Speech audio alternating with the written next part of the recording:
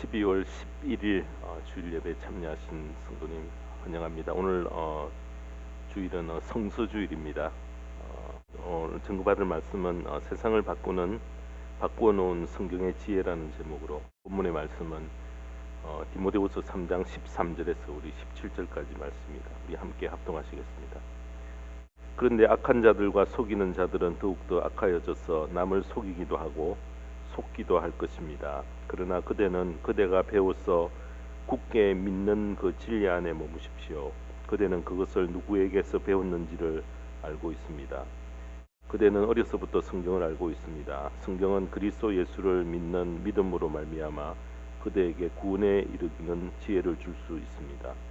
모든 지혜는 하나님의 영감으로 된 것으로서 교훈과 책망과 바르게 함과 의로 교육하기에 유익합니다. 성경은 하나님의 사람을 유능하게 하고 그에게 온갖 선한 일을 하게 할 수 있게 하는 것입니다. 아멘. 네, 오늘 이 말씀 가지고 세상을 바꿔놓은 성경의 지혜라는 제목으로 말씀을 전합니다. 성경 속에는 하나님이 어떤 분이신지에 대한 설명은 그렇게 자세히 하지 않습니다. 주로 하나님이 행하신 일을 통해서 하나님을 깊이 알아가도록 그렇게 해놓았습니다. 하나님께서는 일을 하실 때에 사용하시는 중요한 도구 하나가 있는데요. 그것이 바로 말씀입니다. 그래서 빛이 있으라 이렇게 말씀하시니 빛이 생겼습니다. 천지를 창조하실 때에 말씀하시니 모든 것이 명령하신 그대로 이루어졌다는 것입니다.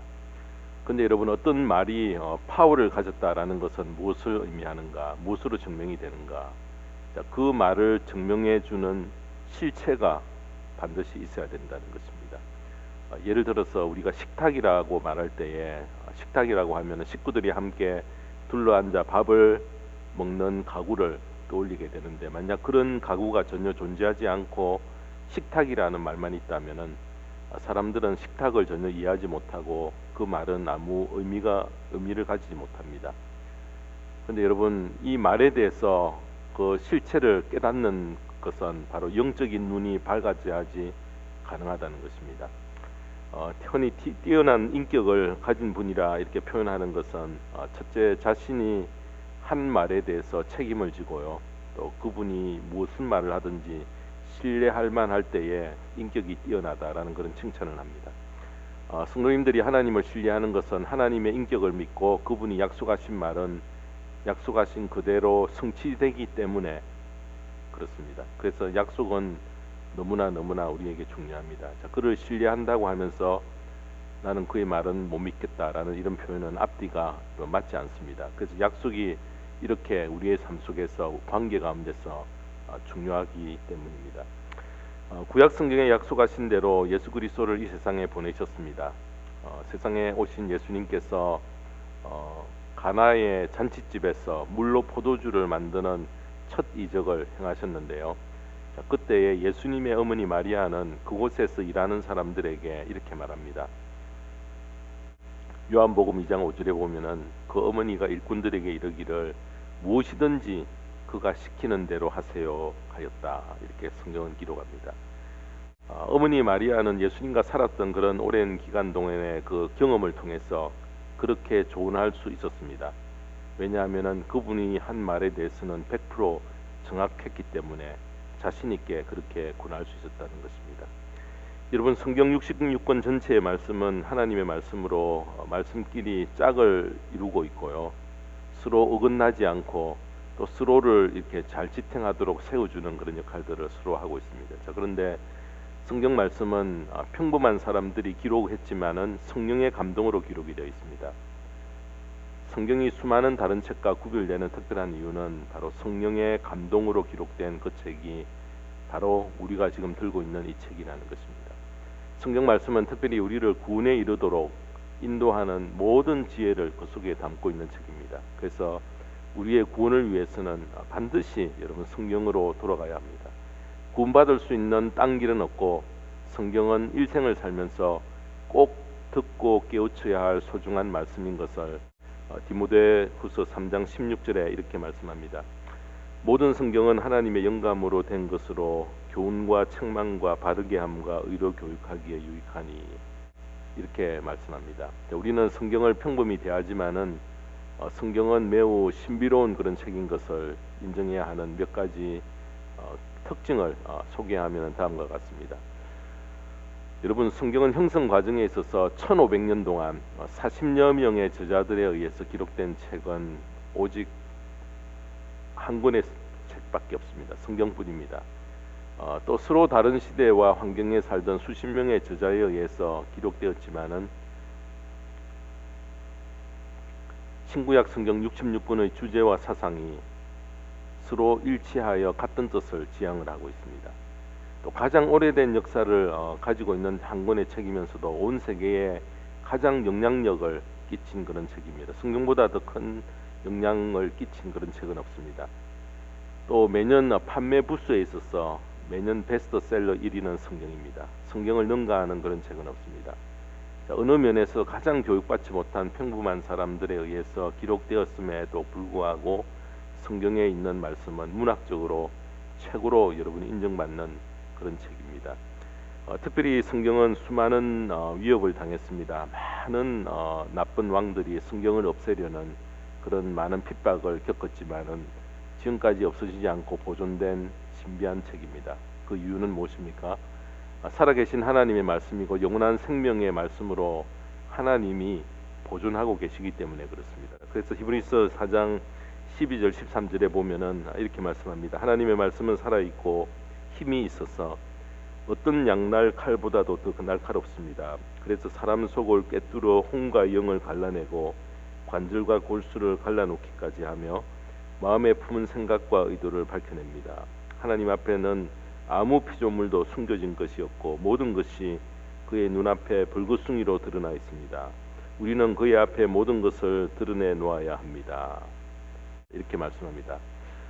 성경은 어떻게 인생을 살아야 하는지 정확한 지침서가 되며 또 하나님의 사람으로 온전케 되는 그런 길을 알려줄 뿐만 아니라 이 성경 말씀 속에는 문제 해결의 답을 찾으려 했던 사람들은 성경 속에서 찾으려 했던 사람들은 꼭 해답을 얻고 이 세상을 바꾸는 그런 귀중한 헌신의 삶을 살다가 세상을 떠났습니다. 그래서 오늘 저희들이 성서주의를 맞이하여서 우리가 살고 있는 이 세상의 정치, 경제, 교육, 사회에 하나님의 말씀으로 일어난 그 변화에 대해서 좀 부분적이지만은 저희들이 살펴보면서 하나님의 말씀의 위력과 그 능력을 저희들이 깨닫기를 원합니다. 한 구절 하나님의 말씀을 붙잡은 그 결과 그 말씀이 세상에 깊이 뿌리를 내림으로 세상은 바뀌어졌고요. 그 말씀 때문에 세상은 더 발전하고 아름다운 곳으로 바뀌어져 갔다는 것입니다. 하나님의 말씀을 이루기 위해서 끝까지 말씀을 놓치지 않으므로 세상을 바꾸어놓은 일들이 참 많습니다. 그들은 일부 유럽의 국가들과 미국입니다. 이들은 소위 복음주의, 루터파, 또 칼빈파, 개혁주의 교회 그리고 청교도들인데요.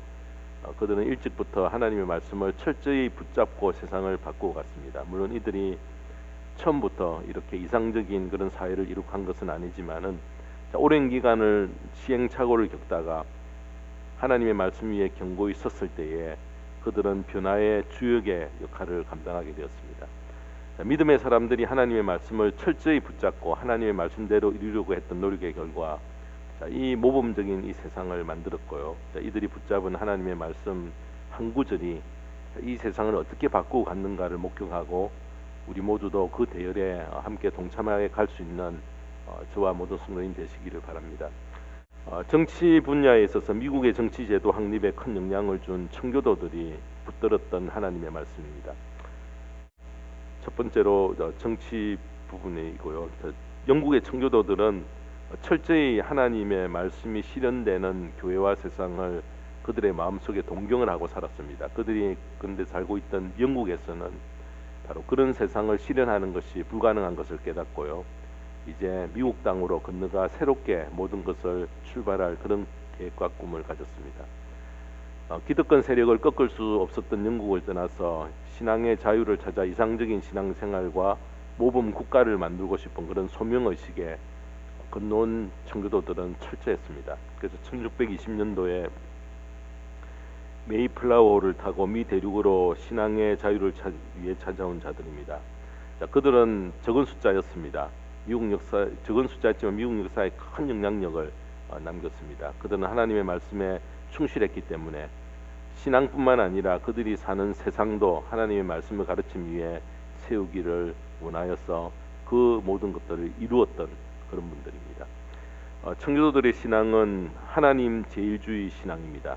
여러 가지 결정할 일이 있을 때에 우리는 어떻게 선택을 합니까? 결정을 합니까? 하나님이 우선입니까? 아니면 내가 우선입니까? 그들은 철저하게 하나님 제일주의란 모든 일에 하나님이 중심이 된다는 것을 말합니다. 하나님이 기뻐하실까? 이것이 하나님의 말씀에 맞는가? 이것이 내가 하나님을 온전히 신뢰하는 그런 행동인가? 그래서 먼저 그들은 예배당을 짓고 다음에 학교를 짓고 맨 나중에 자기의 살 집을 지었던 것입니다.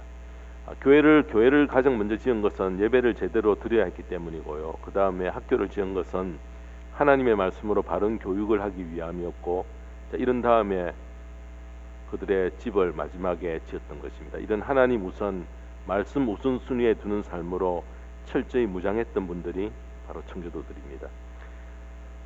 청교도들은 뉴잉글랜드를 중심으로 미국이 건국되는 과정에 큰 영향력을 끼쳤습니다. 정치적인 측면에서 자유와 책임 또 권리와 의무를 다하는 정신을 깊이 심어주었어요. 미국 독립선언과 또 독립전쟁에 커다란 정신적인 그런 지주 역할들을 감당했습니다.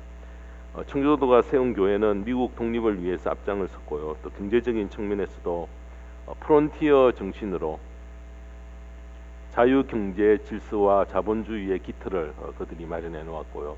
또 사회 도덕적으로도 그들이 세웠던 뉴잉글랜드는 범죄가 없는 세계적인 모범 국가였습니다.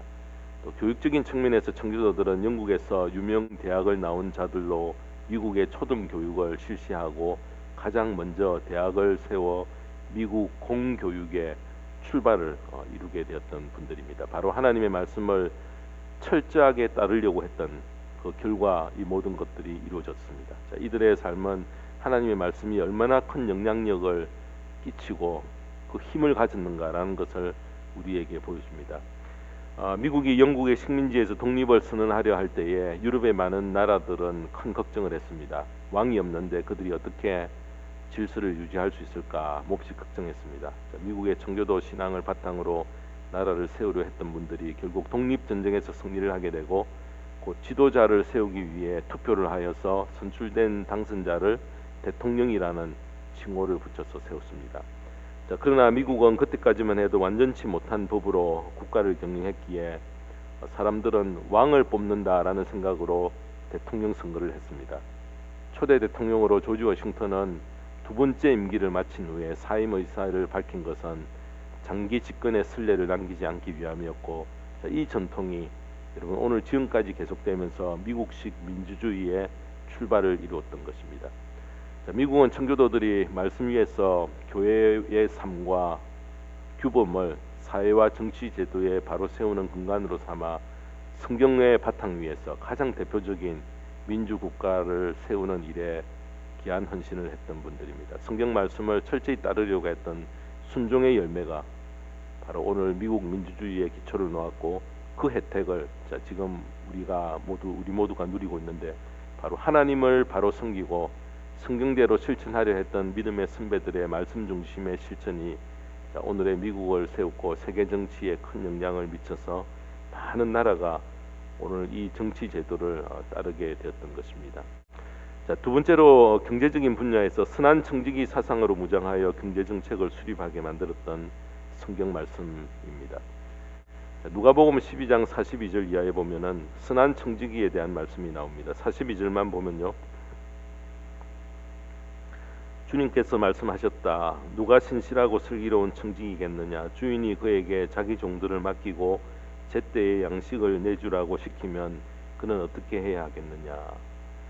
여러분, 여기에 선한 청지기란 자기가 주인이 아니라 주인의 것을 맡은 자라는 뜻입니다. 하나님께서 우리 생애에 많은 은사를 주셨습니다. 그러나 우리는 그 은사를 내 것으로 여기지 않고 맡기신 소명을 이루는 일에 사용할 각오로 우리는 일생을 살아야 합니다. 세상에서 장사하여 이윤을 남기면은 대부분의 사람들은 내가 벌은 돈이다 그렇게 생각을 합니다. 그러나 하나님께서 나에게 허락해 주셔서 내가 주님의 것을 이 세상에 사는 동안 맡고 있는 자라는 생각은 여러분 이 성경의 청지기 선한 청지기 이 말씀을 받지 않으면은 도무지 가질 수 없는 그런 생각입니다. 세계 3대 상인이라 부르는 동계산에 매우 밝은 대표적인 상인들을 꼽으라고 하면은 중국 상인, 아라비아 상인, 인도 상인들입니다.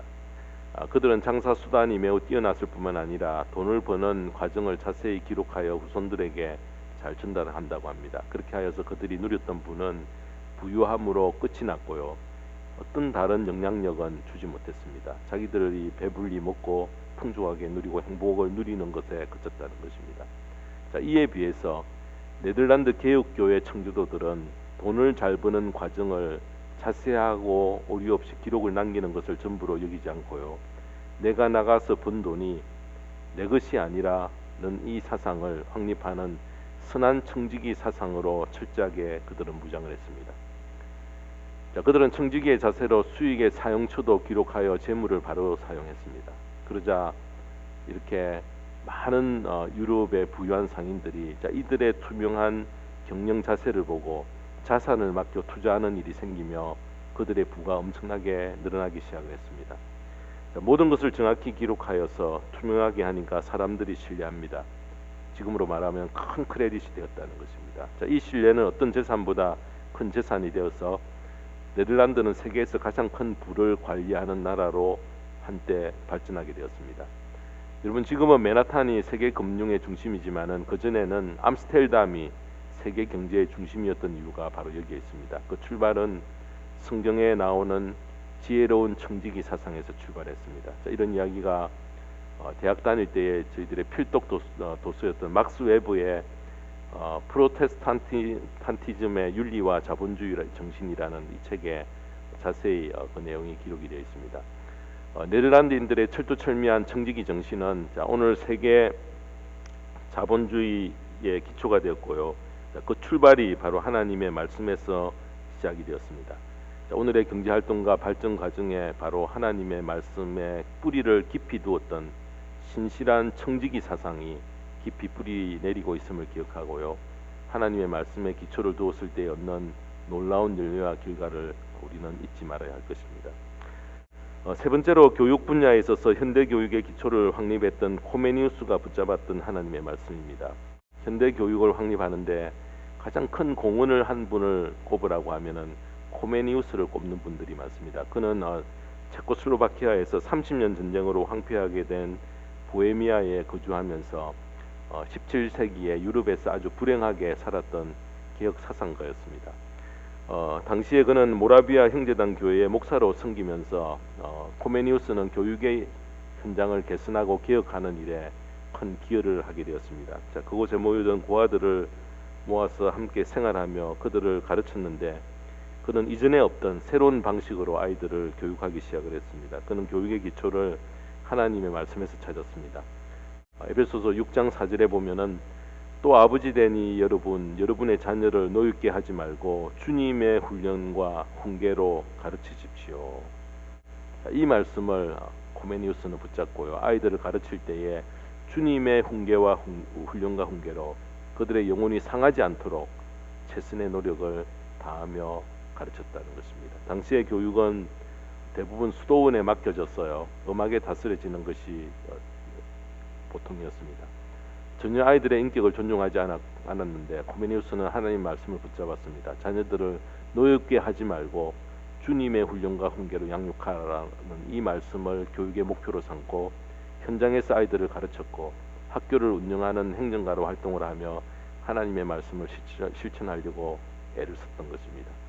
자, 그의 교육 사상이 200년 후에 스위스에서 페스탈로치가 그 정신을 계승하여 교육을 더 발전시킵니다. 자, 이렇듯 현대 교육은 코메니우스에 의해서 그 기초가 놓여졌다라고 평가하는데, 자, 그는 하나님의 말씀에서 영감을 얻고 자신의 교육 철학을 하나님의 말씀에 두고 실천하여 현대 교육 분야에 놀라운 큰 업적을 남기게 되었던 것입니다.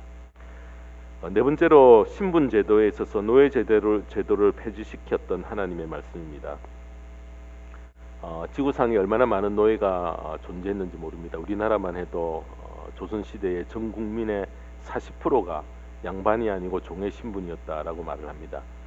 여러분, 노예는 물건처럼 사고 파는 것이었고요. 또 주인이 어떤 학대를 해도 도무지 문제가 되지 않았고 마치 소유물로 취급되다시피 했습니다. 노예 제도는 주로 아프리카에서 유럽으로 데려와 일을 시켰던 흑인 노예들의 문제가 가장 심각했습니다.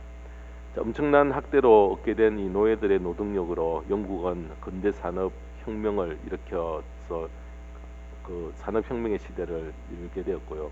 그리고 번성한 이 산업을 바탕으로 5대양 6대주 식민 지배하여 해가 지지 않는 나라라는 그런 별명을 얻었습니다. 그 일을 정치하는 데 있어서 이 노예는 힘들고 어려운 일의 에너지원 역할을 감당하게 되었던 것입니다. 근데 성경 갈라디아서 3장 28절은 이렇게 말씀합니다. 유대 사람도 그리스 사람도 없으며 종도 자유인도 없으며 남자와 여자가 없습니다. 여러분 모두가 그리스도 안에서 하나이기 때문입니다. 여러분, 이 말씀에 근거하여 윌리엄 월버포스라는 분은 노예 제도가 잘못된 것에 대해서 양심의 가책을 깊이 느꼈던 것입니다. 자, 이런 사회는 하나님의 말씀과 전혀 일치하지 않은 것을 깨닫고 그가 노예 제도 폐지에 앞장을 서게 됩니다. 자, 그러자 그는 국익을 생각하지 않는 망상주의자, 매국노라 이렇게 불리며 수차례 생명의 위협까지 당했습니다. 1789년 5월 12일 월버포스가 노예제도 폐지를 하원에서 역설했습니다. 그리고 숱한 노력으로 1807년에 노예무역 폐지 법안이 통과되고요. 1833년 7월 26일 영국의 모든 노예를 1년 이내에 해방한다는 그런 결정이 내려졌습니다. 병상에서 이 소식을 들은 월버포스는 있는 힘을 다하여 침대에서 일어나 이렇게 하나님께 감사했습니다. 주여, 이 날을 나로 보게 해주셔서 감사합니다. 울면서 하나님께 찬양을 했습니다. 그리고 그는 기쁨 속에 바로 사흘 뒤에 하나님의 부르심을 받습니다. 1863년 1월 1일에 미국 워싱턴 DC에서 에이브라함 링컨 대통령은 노예제도 폐지를 결정하는 선언문을 두고 이런 말을 남겼습니다. 내 평생에 이 선언서에 서명한 것보다 더 옳은 일을 한 것이 없습니다. 지구상에서 노예제도가 공식적으로 폐지되었음이 선언된 날입니다. 여러분, 주님의 말씀이 이런 신실한 사람들의 헌신된 생애를 통해서 그 마음에 깊이 뿌리를 내렸을 때에 이 사회 전체를 움직이게 만들어 노예 제도를 폐지시키는 여러분 그런 놀라운 역사를 이루었던 것입니다. 이것은 어떤 인물에 의해 큰 업적을 이룬 결과에서 비롯된 것이 아니고요. 믿음의 사람들이 하나님의 말씀의 가르침에 순종하기 위해 그 말씀을 깊이 이렇게 뿌리를 내렸을 때에 노력한 그 결과입니다.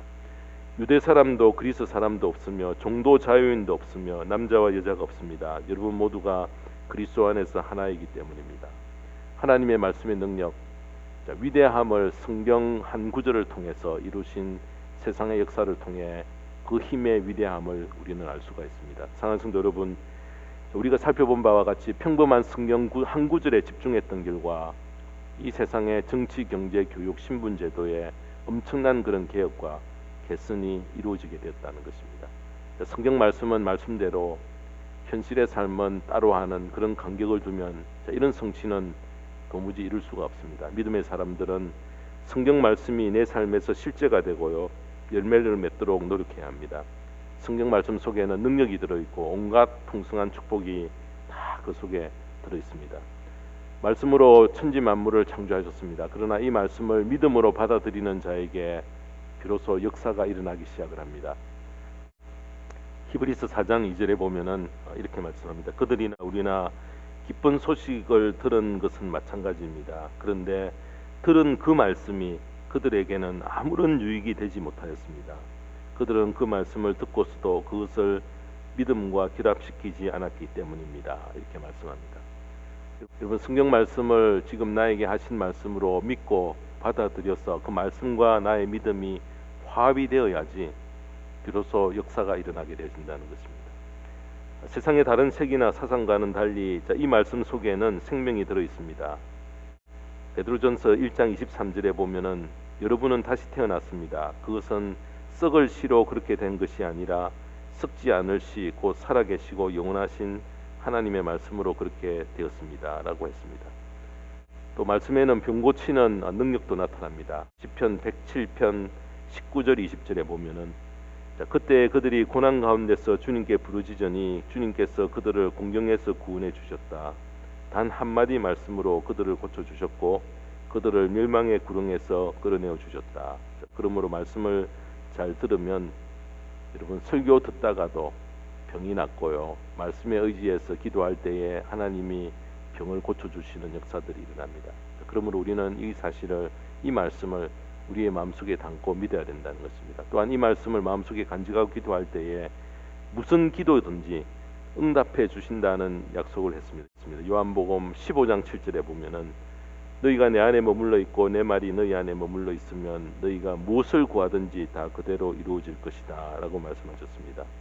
또 요한복음 1장 1절에는 태초에 말씀이 계셨다. 그 말씀은 하나님과 함께 계셨다. 그 말씀은 곧 하나님이셨다 라고 했습니다. 이 말씀은 곧 하나님이시다라고 했으니 얼마나 말씀 속에 큰 능력을 감추고 계시겠습니까? 말씀이 하나님이시기 때문입니다. 이 말씀으로 다시 돌아가는 복된 삶을 회복하게 되는 저와 모든 수도님의 생애가 되기를 주님의 이름으로 축원합니다. 기도하겠습니다. 하나님 아버지, 하나님의 말씀은 내 인생을 바꾸어 놓았고 이 세상을 바꾸는 능력을 가지고 있음을 알았지만 우리의 둔한 심령은 이것을 가벼이 여기고 하나님의 말씀을 지겨워하는 자리에까지 떨어지는 그런 혼탁한 세상에 저희들이 살고 있습니다. 다시 한번 하나님의 말씀은 나를 교훈하고 책망하고 바르게 하고 의로 교육하기에 유익한 말씀인 것을 인정하고 나를 유능하게 하고 선한 일에 참여하게 하실 수 있는 능력이 있음을 인정하고 말씀을 두렵고 떨리는 마음으로 대하는 신앙의 귀한 자리에, 말씀을 사모하는 자리에 돌아갈 수 있는 저와 모든 수도님 되게 인도하여 주시옵소서. 감사드리며 예수님의 이름으로 기도드리옵나이다. 아멘.